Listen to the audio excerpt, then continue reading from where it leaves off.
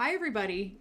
We hope you've just enjoyed the second performance in our Resonance Chamber series, which just premiered, and I'm excited to be here with our two artists from this recital.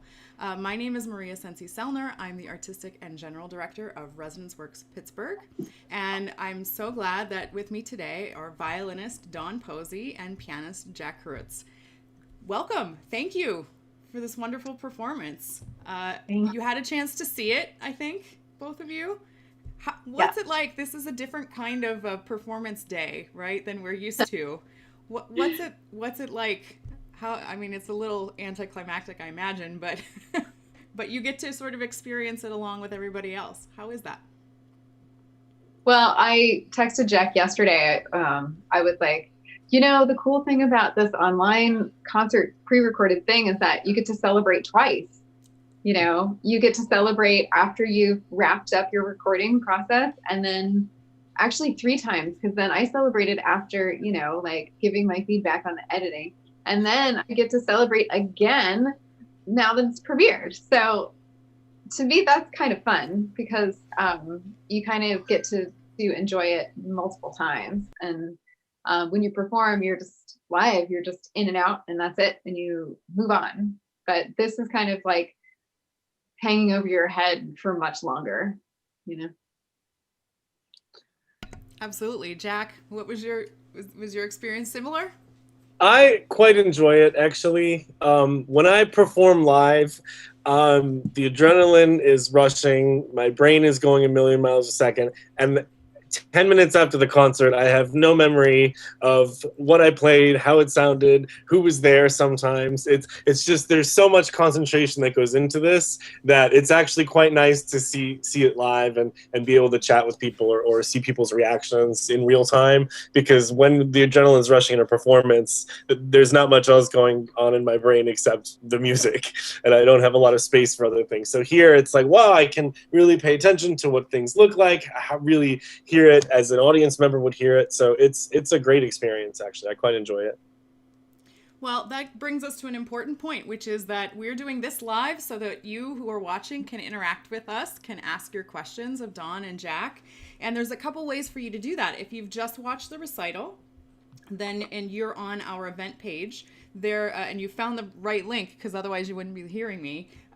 You go below the video and there's a chat window, and all you have to do is type in your name, and then you can type a message to us. I'm going to send you all of you one right now. I just said hello. So please send us a note if you have any questions about the repertoire or about the artists. Let me know there. Also, we are live on Facebook Live, and we're broadcasting. We hope some folks will hear us chatting and then want to watch the recital afterwards.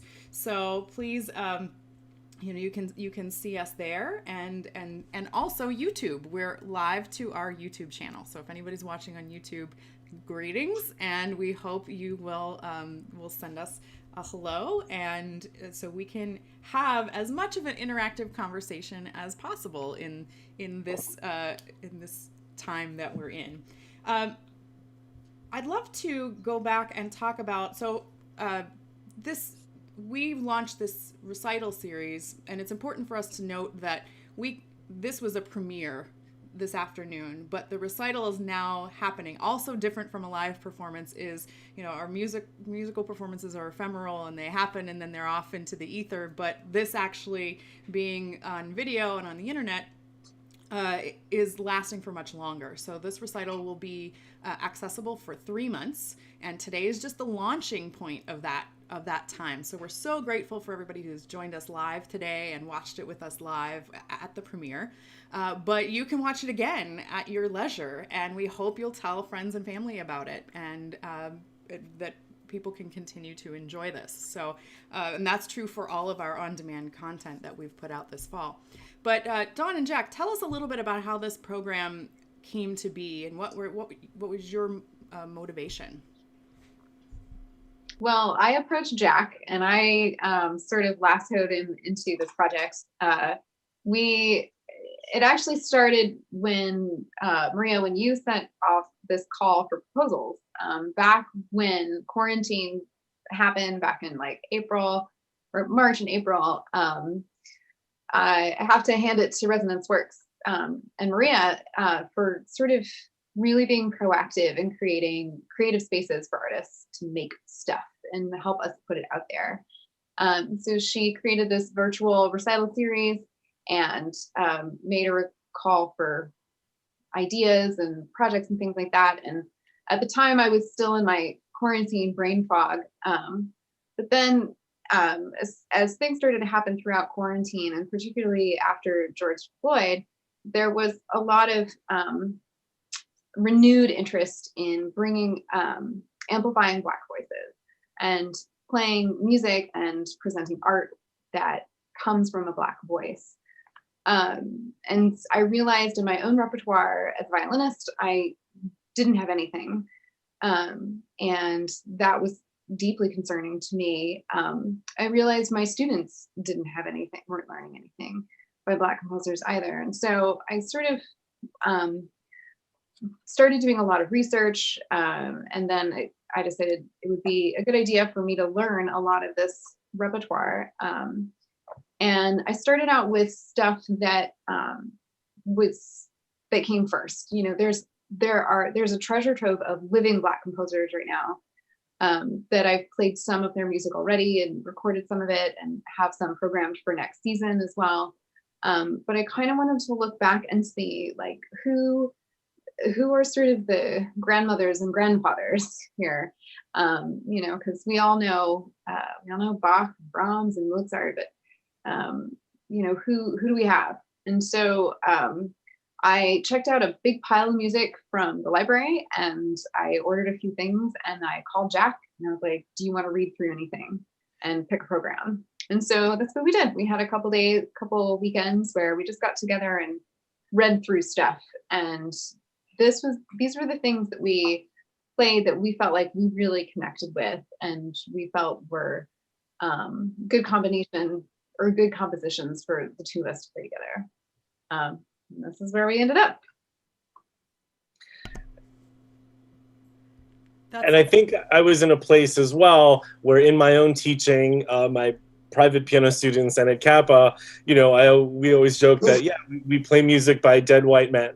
So it's, you know, it's for hundreds of years we've been looking for, you know, some new, more relevant things for students. So sometimes I do projects like that with my students as well. So I thought this would go great along with that. And Dawn and I have been trying to work together for a long time, but our schedules have not always coincided. So I definitely didn't have a lot going on this summer. So it was a perfect time. And like you said, we read through a bunch of music, and I think right away we kind of figured out what was going to work, and then we took some things out, added some things, and then it was a pretty organic process. We weren't agonizing over what to put in the program. Do we have enough music? We almost had too much, I think, but no such thing, right?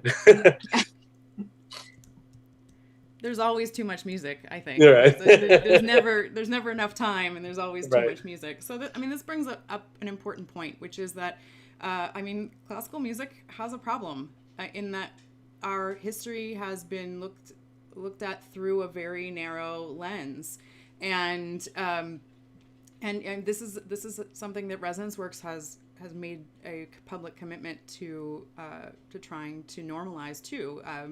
First, with our public commitment last year to perform at least half works by female composers, and we're adding to that this season that at least 30% of the music we do will be by BIPOC composers. And I think those efforts are necessary because we're so it's ingrained in the way musicians are trained, and it's in the way that major organizations program and have for, you know, literally the last couple hundred years. That's you know, even with the best of intentions, our brains kind of function in that way. And so really bringing a focus to voices in our history, in our musical history, that have not had maybe what's their rightful place, and you know, I think is really important. So we have some questions, and we want to encourage that. And first of all, we have shout out to our friend Walter Morales, who sent us a compliment, says gorgeous program. And we have a couple questions. Carol asks, what was your favorite piece to play on the program? I'm curious about that too, actually.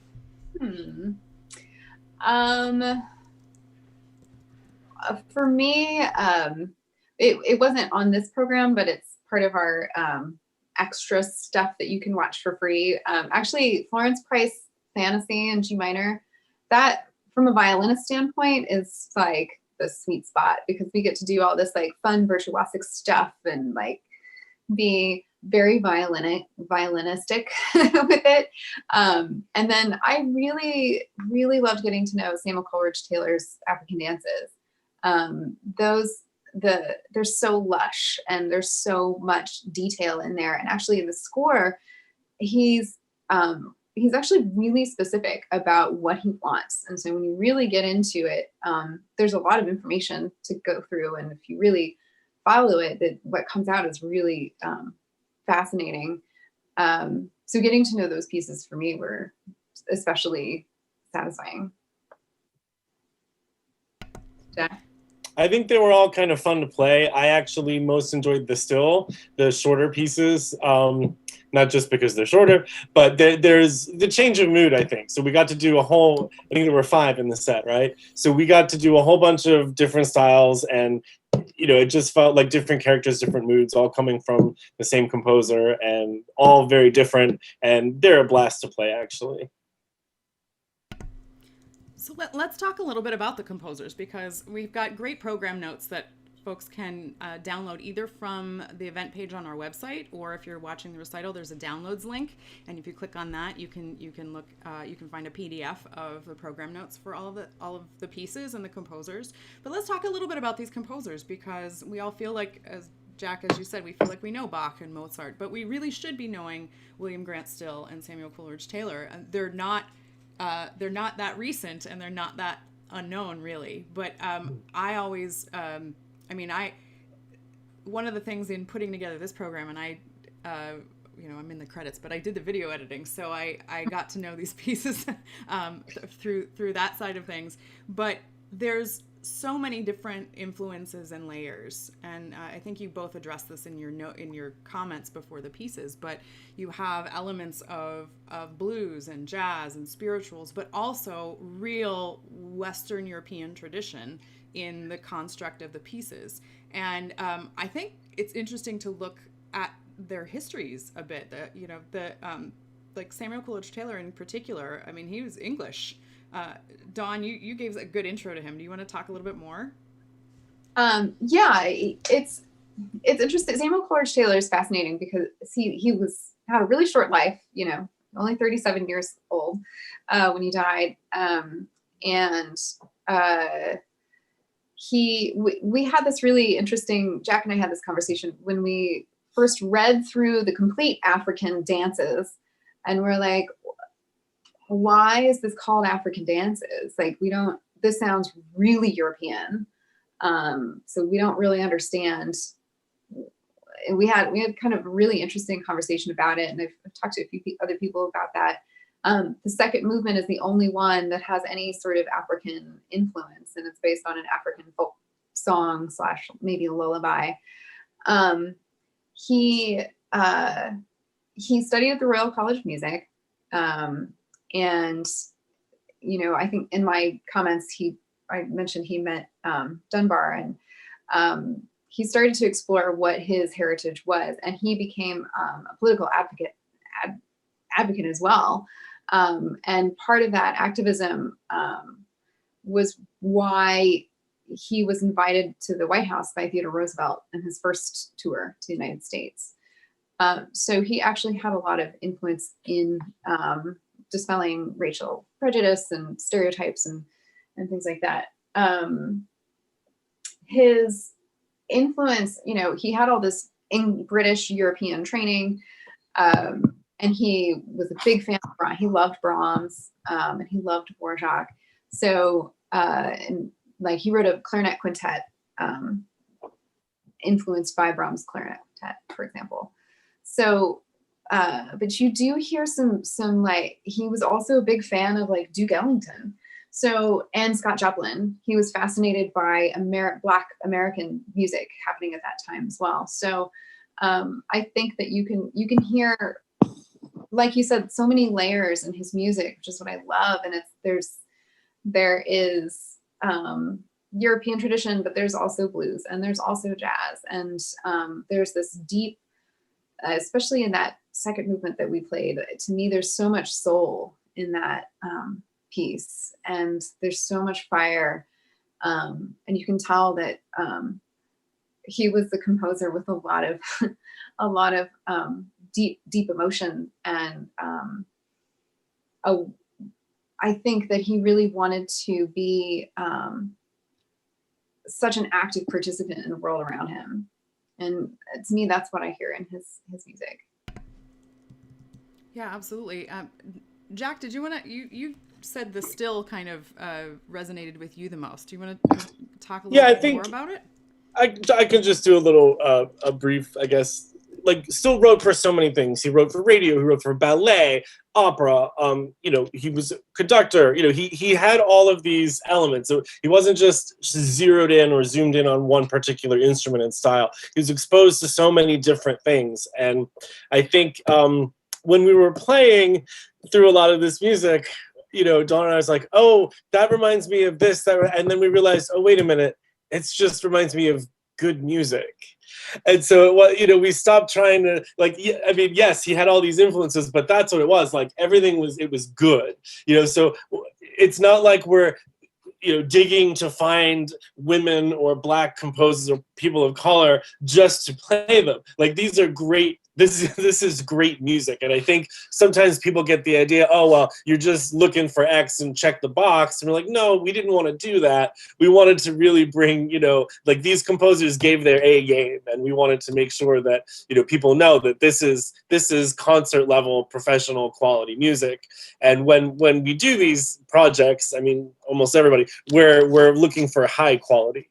And I think that's really the takeaway here. And then, the Black American music is that American music. When you have people doing these ethnic research and, Dvorak or Brahms going to all of these places trying to collect, the folk music or cultural music of that country, is this the future of America? Like, is this our history? And it's a big part of our history. And I think all composers, performers, should acknowledge that this is, we have our own tradition, and this is a big part of it. And I think presenting this helps to promote that message a little bit. Yeah, I really appreciate that, Jack, because that's exactly what I've been trying to articulate. I always articulate it so much better than I do.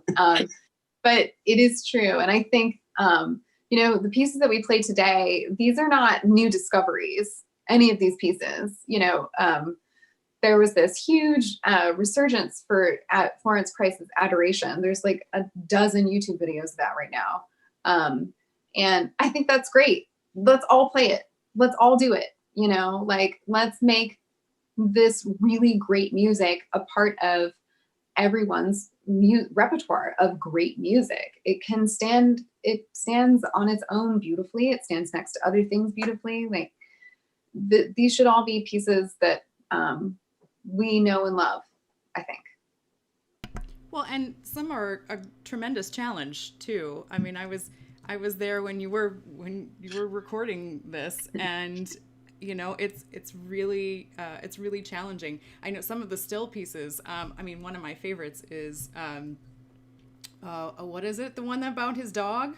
Quit that foolish. Quit that foolish. Was that his name? No,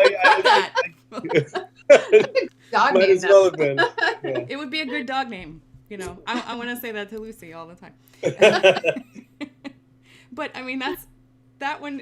It goes by in a breeze, and it's got a million notes in it. Really bad page turn. Well, so that's actually another important point, right? Performing in the time of COVID, there was no page turner, right? So there are a couple times where you can see and hear giant pages turn. because you had to tape them all together. Absolutely. Yeah, I would say there were some heroic page turns from Jack.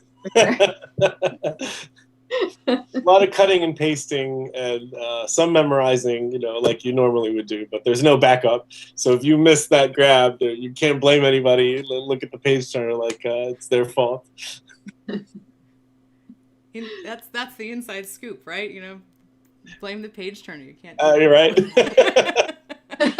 Well, I have to say that, it's when people talk about going to like a violin recital, you don't necessarily think that you're going to leave humming the tunes, but I've been humming these tunes all week. and I hope that will be the experience of a lot of people as well. We got some more comments coming in. Teresa says, I love the short pieces too, for many of the same reasons. That's my favorite. Yay! And Wanda and Julia say, congratulations on a great performance. We appreciate hearing music from these composers. The program was wonderful. We have a question, and this is more about you and not necessarily about the program, but this kind of bridges over into another area I'd love to talk about, which is your history as musicians. And I mean, we've known each other for quite a long time, but I don't actually think I know the answer to this question. And Aaron asks, for Dawn in particular, how did you choose the violin to be your instrument of choice? Was it something that happened and you grew interest with time, or you just knew from the beginning it was the right instrument for you? Please share that journey. The pieces were wonderful. Well, I grew up in a family of musicians. My dad is a conductor, my mom's a pianist, an organist, and my siblings played wind instruments growing up. So I grew up in a house where everybody had an instrument. So it was just kind of, I would just pick one eventually. But legit, I went to my first band concert, I think it was, when I was 10 days old. And then I don't know when my first orchestra concert was, but I was looking at the orchestra, and I and my small brain at the time concluded that the violin would be the easiest instrument to learn. And so I picked the violin. And so I started when I was like 5.5, I think. And but I actually really loved it. I loved it right away. And I just, honestly, I continue to fall in love with playing the violin all the time. So, Jack? Well, what was the question? How did I get started? Yeah, and I should say that we have a compliment. Teresa also compliments that you did an amazing job of page turning. So, well done. But Jack, how did you pick the piano? It's a wacky story. So no one in my immediate family are musicians. I'm, the black and white sheep, as they always say. But we lived in a small apartment in the Bronx, New York, growing up, and my father brought home a piano from a bar because the guy was getting rid of it. It had cigarette burns in the keys, and my neighbor across the hall taught piano. Just as luck would have it, and then at my church organist took over when I was about 7 or 8, and I'm still in touch with him. He sang in the Metropolitan Opera Chorus for many years. But yeah, my father just brought it home on a whim. I think the bar was closing and he was giving away the piano, and that piano is still with some friends of the family. So it's definitely a bucket of bolts by now. But it was just kind of a random occurrence, and I stuck with it. I really just took right to it. That's an amazing story. Wow. In the Bronx, did you live someplace where you could easily get a piano in? Like, I've heard stories about bringing pianos into apartments in New York City. Goodness. I mean, we had an elevator, and we were the apartment right next to the elevator. So I was only a kid. I just remember waking up and it was there one day, and it was like, cool. Let me play around. That's the best. Some kids want a pony, and you got a yeah. You got a piano. I don't think a pony would have fit in the apartment. No, I don't think so. That's wonderful. Well, you both have really parallel careers in teaching too, right? When we talk about this, how I'm curious, or maybe you can talk a little bit about how that transition has been, or first of all, how you became interested in then teaching, because not everybody who performs teaches, and how that experience has changed in the last 7 or 8 months. You want me to go first on this one, Dawn? Go for it. So I'll try and keep it brief, okay? But I think for probably the beginning, when I was starting out, I was just trying to earn some extra money, and I'm like, oh well, I know how to do this, it's fine. And then, you know, I went to, like Florence Price was it, I went to New England Conservatory of Music, and everything there is, you know, very prim and proper. And I mean, with education, it's very kind of conservatory. It's named that for a reason. And then I met a woman in Pittsburgh named Kiki Barley, and she did some Suzuki teaching. She's a master teacher trainer. And she really, it was kind of a revelation. This whole idea that you don't have to teach the material at the expense of the student. And I hope you know what I mean by that. But you can really work with each kid, their different personalities and repertoire. Not every kid loves Bach, and that's not a deficiency on the student's part. And I think a lot of times teachers do treat that as the problem. And I said, that there's all, you know, for me, I found that I loved it, and then I figured out a way to do this. And what I really my students is if I can latch on and find what they're passionate about in music, then we'll find a way. But I don't want to force something onto them, you know, just for the sake of education. Like, there's got to be a way to make things work with their interest level. And I think that's the biggest thing now. I'm doing a lot more improvisation with the students. I'm teaching arranging different styles, you know, non-traditional besides classical repertoire. So I'm really trying to do the whole package, as in, you know, I mean, Still was a conductor. All of these people were composers, arrangers, performers, probably singers. And if you think back in the old classical tradition, all of, you know, nobody just played an instrument. That was not a thing. So I wanted to give people the full picture, and I think that's my mission now. Is I want them to be creative. You know, I'll say one more point to that, and it goes back to my earlier point where people always used to approach me, "Oh, you play piano, you must be so creative," and I didn't feel it because, like I said, I'm playing music by dead people, and I'm not doing it. Or they say, "Do you write?" And no, but you know, I do now. I mean, I you know, I do some arranging, I do a little composing when I have time, which is not a lot, but I want these students to be exposed to everything. Then they can find what they love and go, but I don't want them to just think that it's just about practicing your instrument 6 hours a day and never doing anything else. And I really think that's my biggest thing I feel most strongly about in my teaching. Well, I think that's really important, and I think that your students are lucky to have you in that way, because it's not really necessarily how it always is. I would say that's the exception, and that's a shame. But you know, it is a creative thing, and there is technique to be learned, but you can still be creative when you do that. And you've continued to teach through these different times, I imagine. Yes, it's online now, both at Kappa, at the art school downtown, and my private studio. It took some getting used to.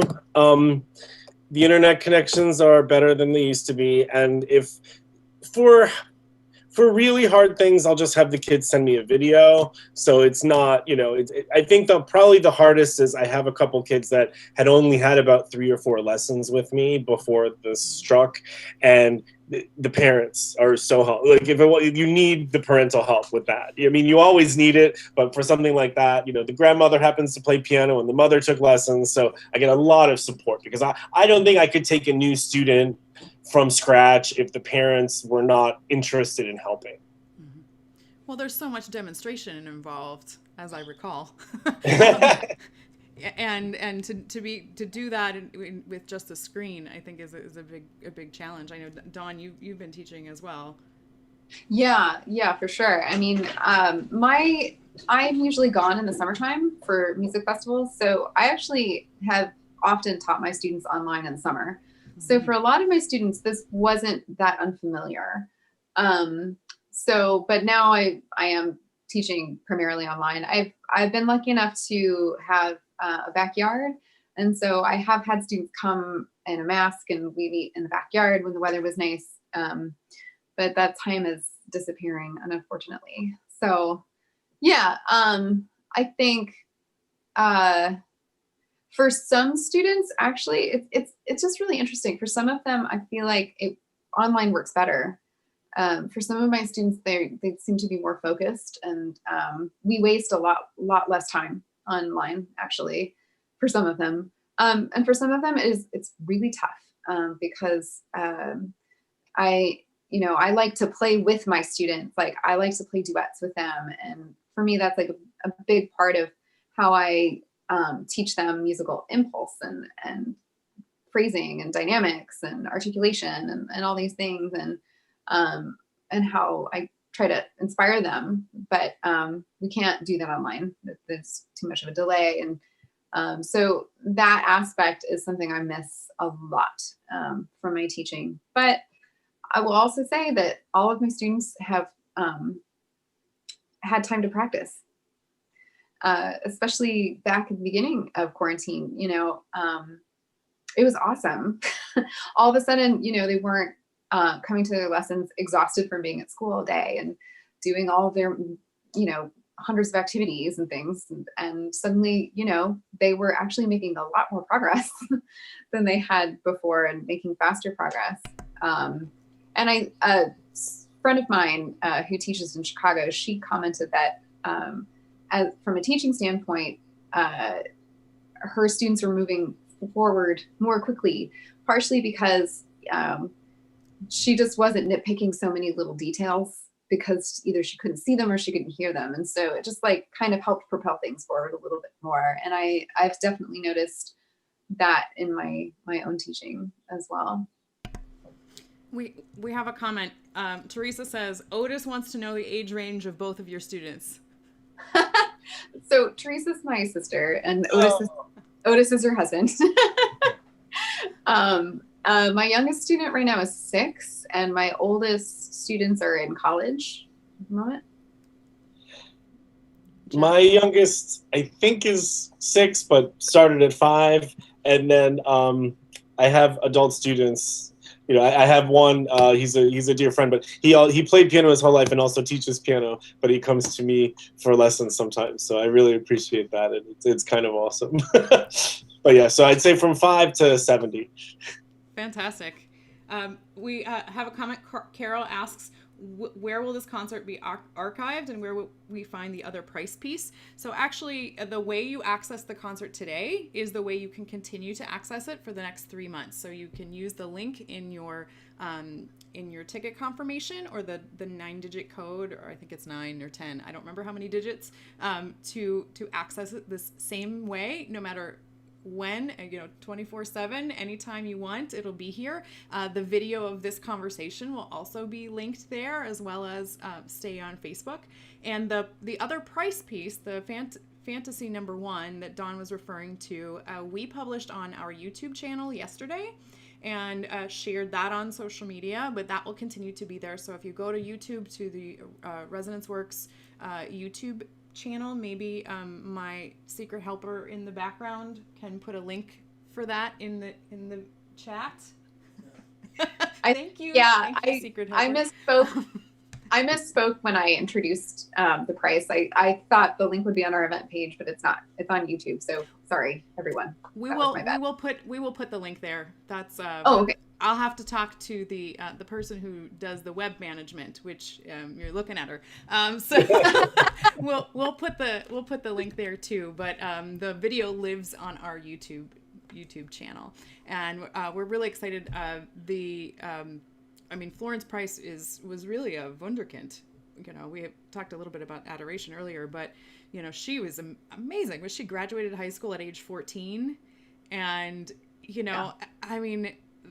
that's like the stories of Mozart and the stories of all these composers from long before that we hear. And we were really excited on our March of the Women series that launched back in September to have several pieces of Florence Price. Two of her art songs are on part 2 of our March of the Women series, which is on demand currently. Like we said, we have to wrap our brains around this idea that performance is very different, and it isn't. If you've missed the premiere, you've missed it. It's here for you. All of these performances are here for you for a length of time, and so we hope some of you who enjoyed Adoration will go and listen to those pieces on our March of the Women series, which includes the work of 24 amazing composers who happen to be women. Let's see. We love the program and the artistry of both performers. I especially enjoy the Hailstork pieces. I discovered this composer and conducted some of his orchestral works. That's Phil and Anne say that. Oh, parents. Yeah, I recognize that last name. I also would love to talk a little bit about Adolphus Hailstork, who was the only living composer on this program. I actually have a little bit of a knowledge of his music from my time at Carnegie Mellon studying with Bob Page. We did a couple of his choral pieces, which were just stunningly beautiful. I mean, he's got actually quite a catalog of choral music. How did you discover this piece? Now he's a professor. He's an accomplished professor at Old Dominion University. Last year he had a piece premiere by the LA Philharmonic. That was just the latest of his premieres. But how did you discover him as a composer and this piece in particular? I came across it by accident.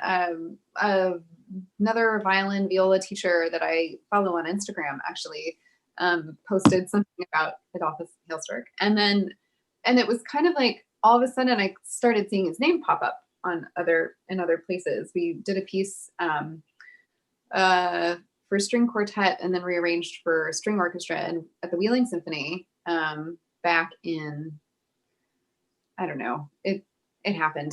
I don't know what time is anymore, but we did it recently. And this was a piece that I could easily purchase. So I just grabbed it. And when we read through it, we thought it was really interesting.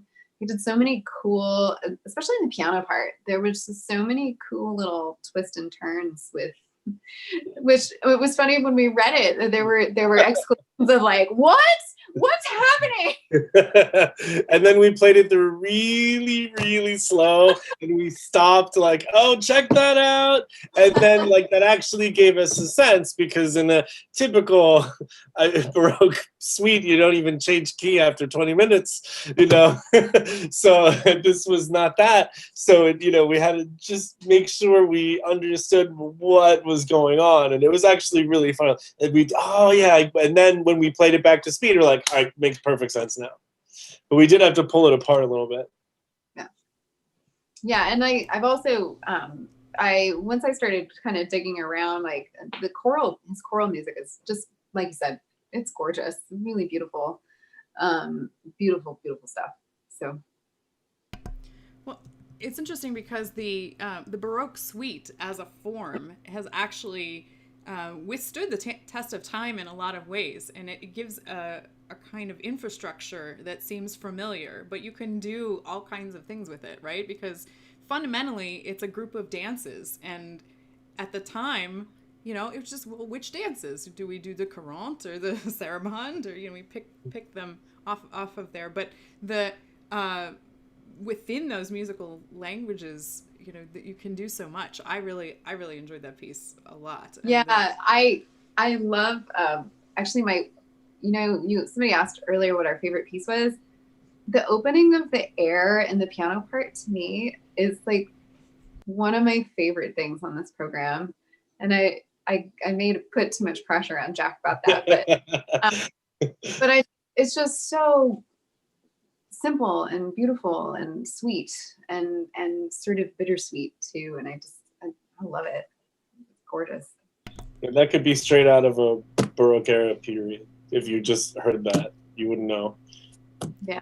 What was interesting in the Baroque suite too was his notation of ornamentation, because it's just he had his own version of what that looks like. And so that took us a little bit of sorting out. And I've also studied Baroque violin and performed Baroque violin. And so kind of like putting it through that lens as well. I don't know. I was thinking also I should do this piece on Baroque violin with harpsichord at some point. I think would be super cool.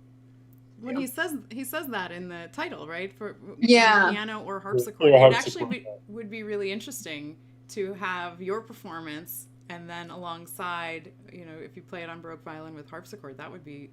Oh, stay tuned. Yes. Well, that's. You have a harpsichord at home. I do have a harpsichord in my house. So. Oh my good. See, we're prepared.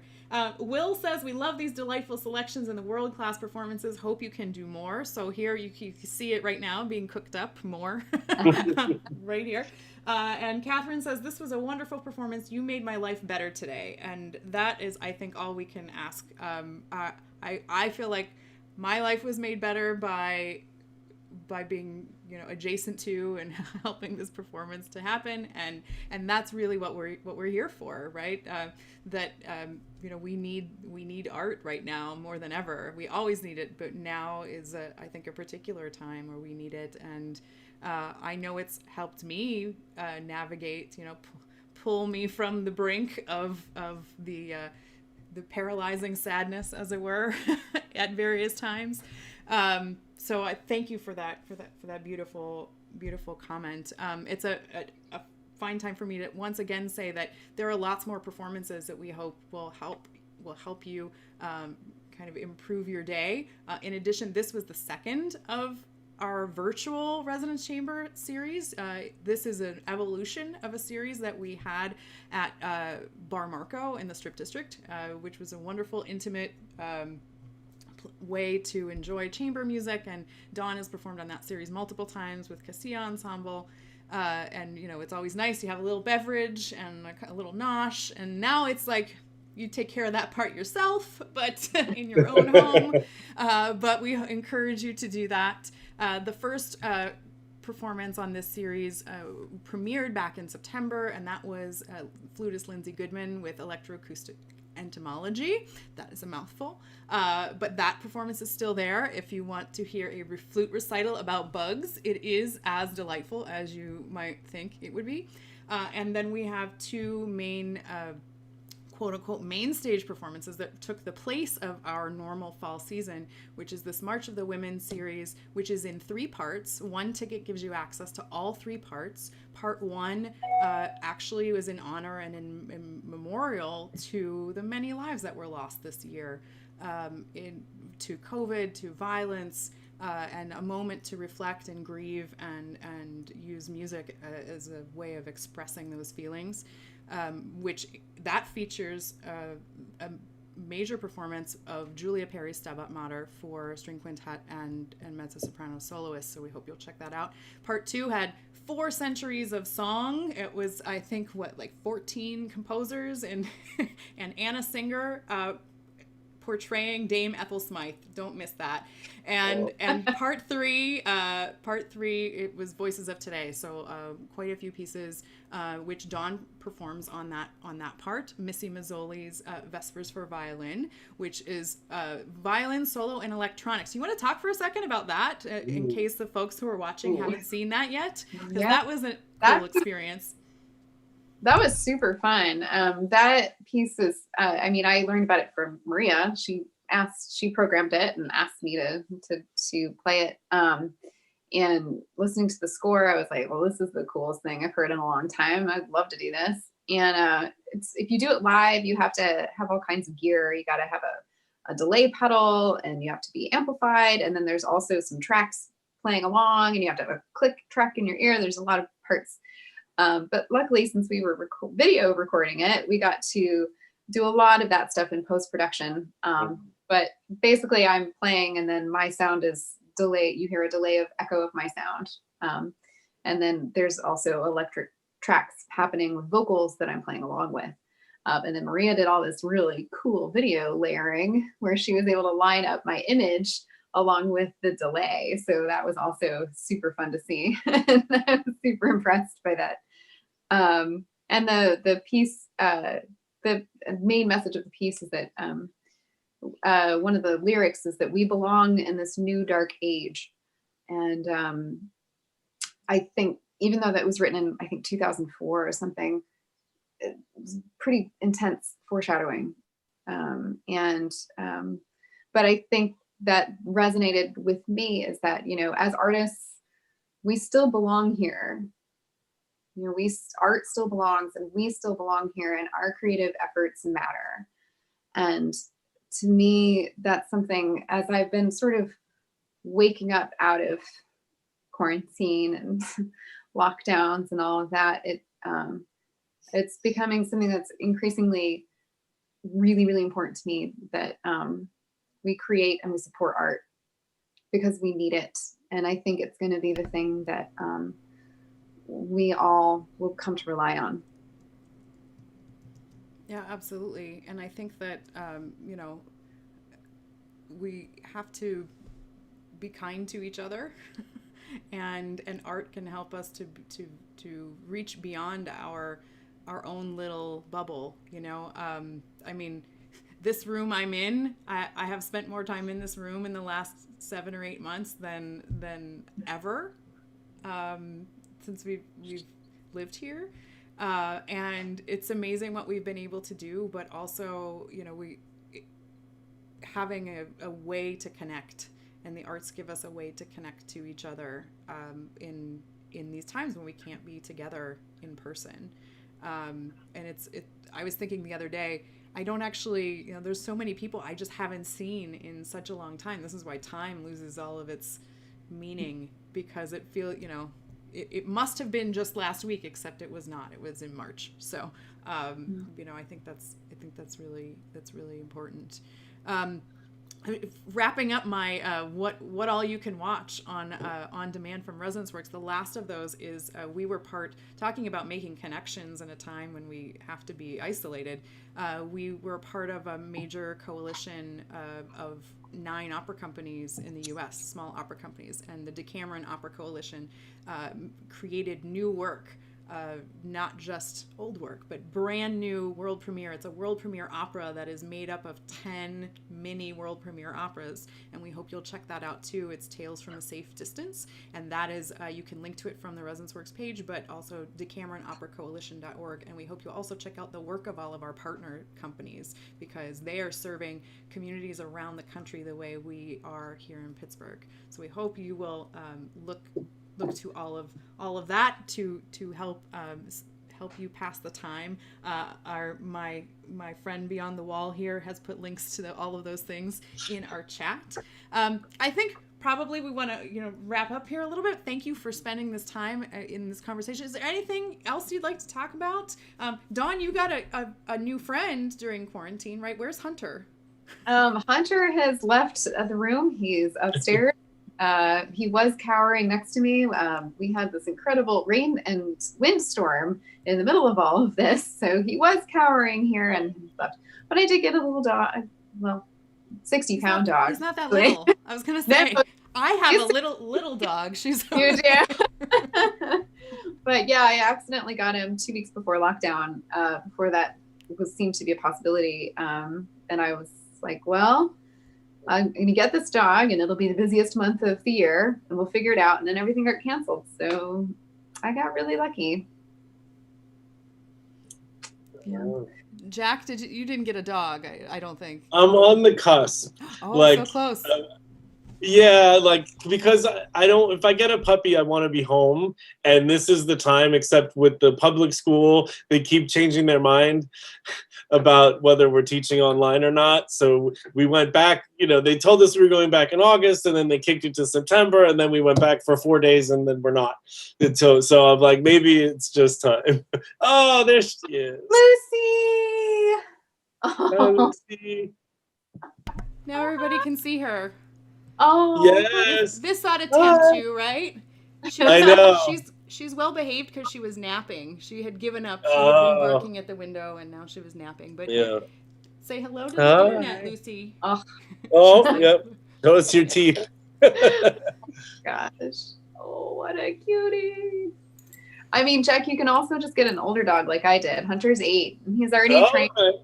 He's super chill, you know. Yeah. Did you go to Animal Friends? No, I actually found him on Pet Finder through a place in Ohio called Maggie's Mission. Okay, So we'll talk. I have some ideas. I still troll all the animals. Oh yeah, it's actually I like the big ones. A hard habit to break. Yeah. You know, when I found Lucy, I continued to look online. Oh really? I still get alerts from Pet Finder and all those places, and you know, because you never know. Lucy is our second dog, and we found both on. I found both on the internet, and you kind of know. I don't know if that was your experience, Dawn, but we for sure. Kind of actually, like, nope, that's our dog. We could tell. Wow. Well, also I sent a screenshot of it to a friend, and she was like, "Dawn, swipe right." Yeah, right.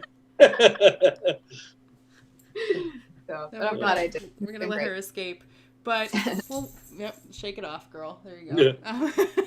Yeah. Anyway, well, thank you, Teresa. Says really a stellar performance. Jack and Dawn love the programming and the care with which you both performed. Bravo. And I think on that note, thank you all for tuning in and for listening to us talk about this wonderful music and share this conversation with these wonderful performers. We can't wait to be in person. I hope you will all do what you can to be safe, to keep yourself safe, to keep your friends and family safe. You know, for a lot of us, we've continued to be shut down, right? We've never been able to not be shut down. We've had to find ways like this to share music, which I think is a great way to share, but we would much rather be doing this in person. So you can help us do that, get back to that moment in time by caring for each other, and then we'll be able to be live again soon. Thank you to Dawn and Jack and everybody, and we hope you have a wonderful Sunday afternoon and evening, and we'll see you again soon.